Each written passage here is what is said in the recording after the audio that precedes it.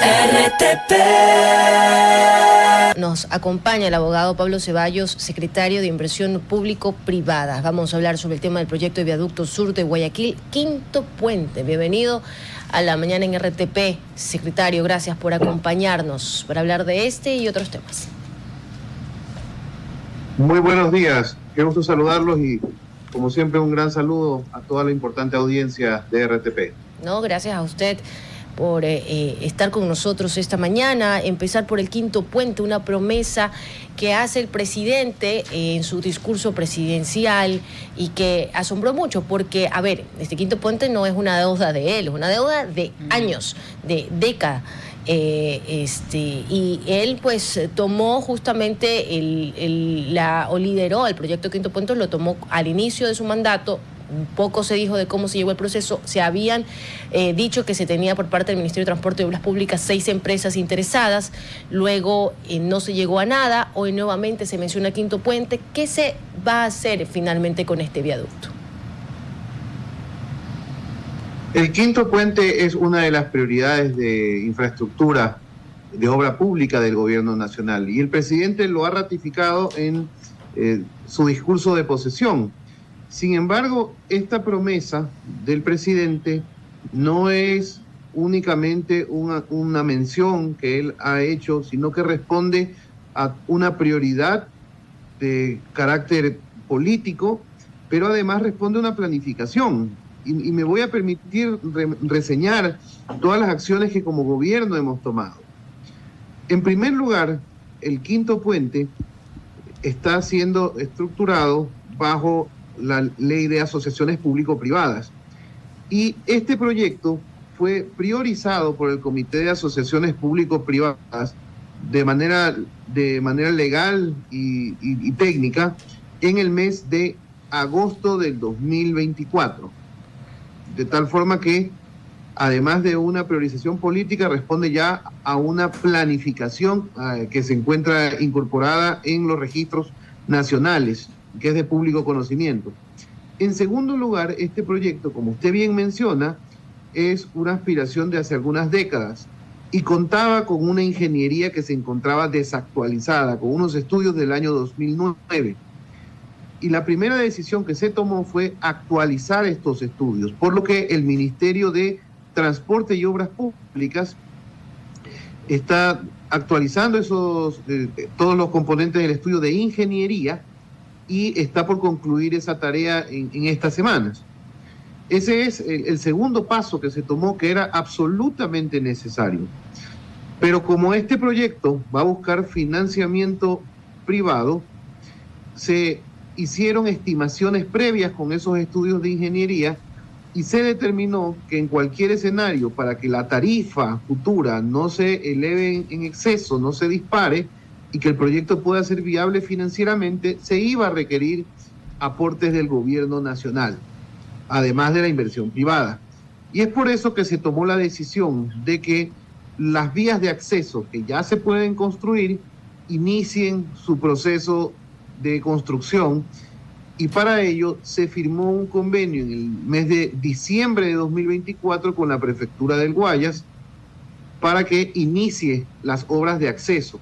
Este proyecto está compuesto de 40 kilómetros de vías de acceso, el puente que va a medir aproximadamente 3.3 kilómetros y adicionalmente incorpora intercambiadores de tráfico y 3 puentes adicionales de menores dimensiones para atravesar los cuerpos hídricos de la zona.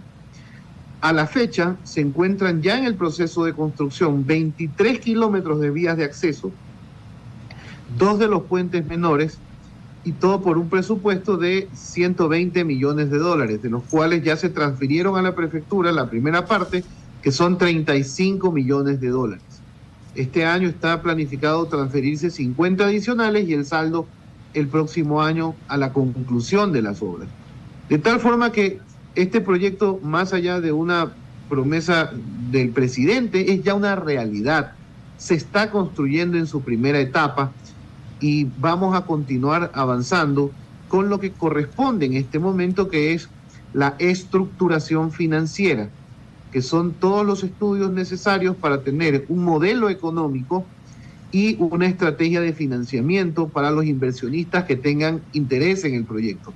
Ese trabajo no lo vamos a hacer con consultores locales únicamente, lo vamos a hacer con la Canadian Commercial Corporation.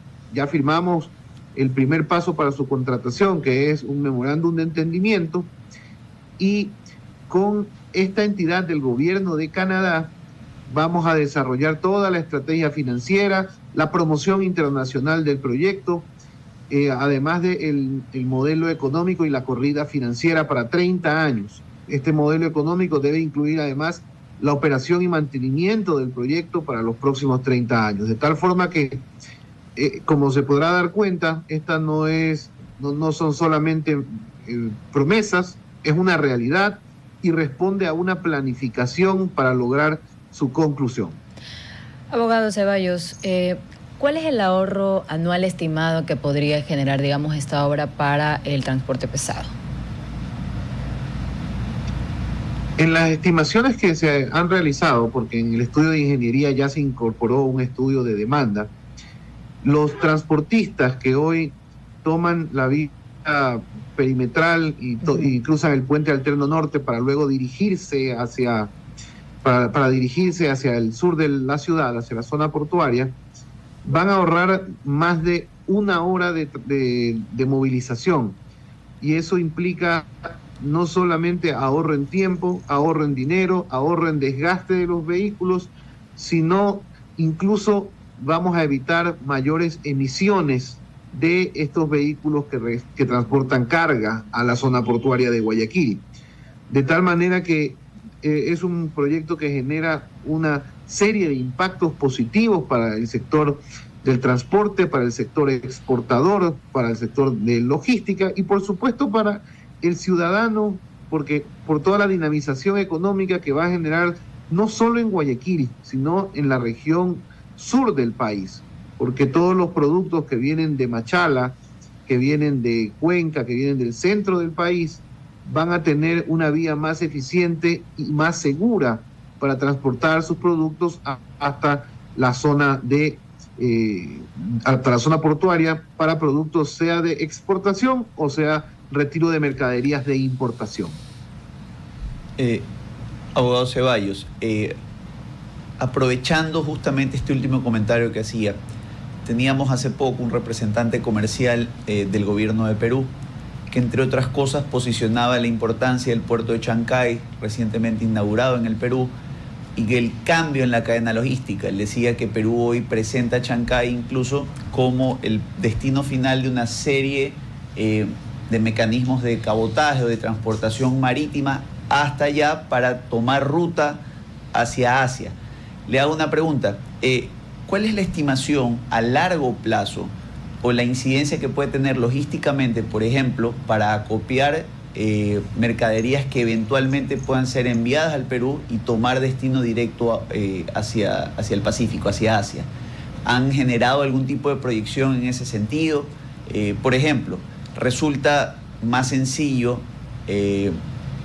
exportar aun cuando el producto viene del sur del país hacia un puerto como Guayaquil, o de pronto resulta más favorable hacerlo directamente hacia el puerto de Chancay? ¿Cuáles son las proyecciones de este quinto puente de cara a la proyección de nuestros puertos, regionalmente hablando? Tomemos en consideración que el negocio portuario marítimo y por supuesto toda la logística que trae asociada responde no solamente a el fenómeno económico o a lo que ocurre en la región, obedece a cadenas logísticas mundiales. El dueño de Chancay no es otro que la naviera china COSCO, que es de propiedad del gobierno chino.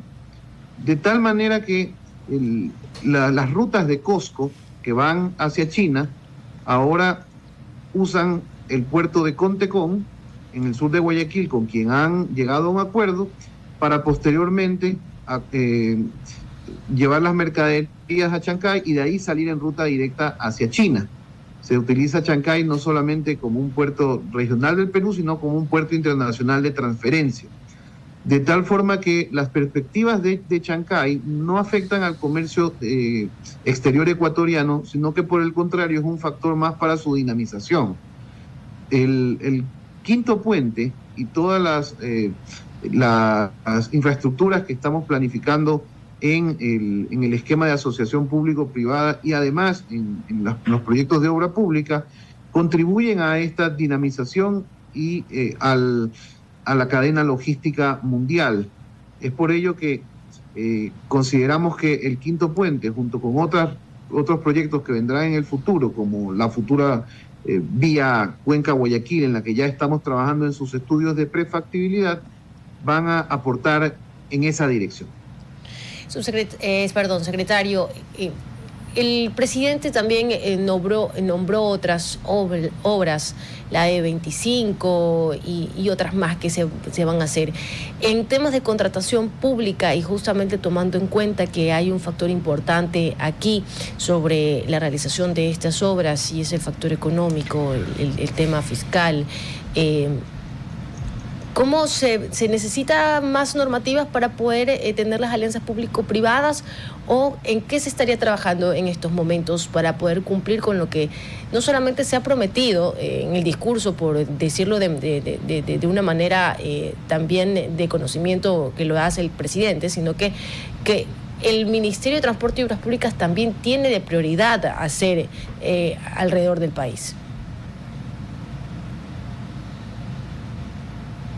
Justamente el proyecto de la E25, que es la vía Buena Fe, Babahoyo, Juján, es otra de las prioridades y también guarda relación con la cadena logística porque es parte de la vía Guayaquil-Quito, que es la vía de mayor tráfico en la red vial estatal y que se usa además para el transporte de personas, pues es una de las vías de mayor transporte de carga.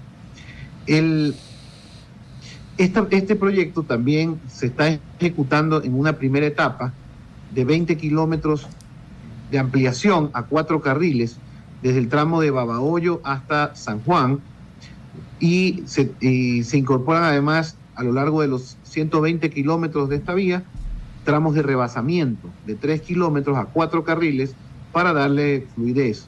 Todo esto en el afán de dar no solamente nivel de servicio y fluidez al tráfico, sino principalmente estándares de seguridad vial. La estrategia gubernamental se enfoca no solamente en un pilar. Tenemos el pilar de la obra pública, que para ello, además de todo el esfuerzo fiscal que está realizando el gobierno nacional, estamos buscando dinamizar herramientas como la contratación pública, con la ley de eficiencia en la gestión pública que se acaba de presentar en la Asamblea y que ya inició su trámite legislativo. Tenemos ya la normativa de asociaciones público-privadas que el presidente Daniel Noboa, con muchísima visión, incorporó en su primer proyecto económico urgente en su periodo anterior. Que fue en enero de 2024. De tal manera que sí, la normativa fue aprobada en diciembre de 2023 y hemos estado trabajando en tener todos los aspectos normativos e institucionales listos. De tal forma que ya tenemos el reglamento a la ley, tenemos toda la normativa secundaria, tenemos un fideicomiso para financiar los estudios para estos proyectos, se está contratado ya y se están empezando a hacer todas las transferencias de un crédito del Banco Interamericano de Desarrollo exclusivo para financiar los estudios de estos proyectos. De tal forma que tenemos todo listo. El presidente nos ha brindado todas las herramientas para avanzar con estos proyectos y estamos ya...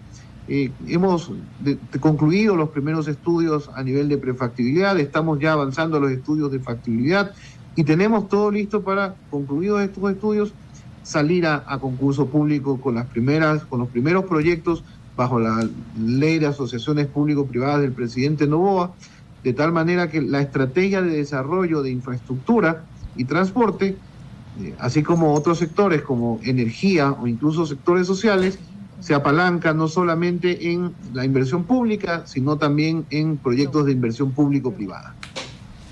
Abogado Ceballos, tal vez un tema para considerar, ¿era o no es, o sigue siendo, esta visión de ser necesario de colaborar o cooperar con gobiernos autónomos descentralizados tipo municipio de Guayaquil, prefectura del Guayas, tal vez para entender un poco estas lógicas de cooperación. En su momento hubo intentos desde Nebot, Cintia Viteri, Álvarez, de tener un poco esta competencia. Sucede que luego ya no, pasa luego el tema con prefectura. Le pregunto, ¿es importante tener la cooperación con los GATS para este proyecto del Quinto Puente o realmente ustedes consideran que no es así? Cada gobierno, cada nivel de gobierno, sea el gobierno nacional, el gobierno provincial o el gobierno municipal o cantonal, tiene sus propias competencias exclusivas.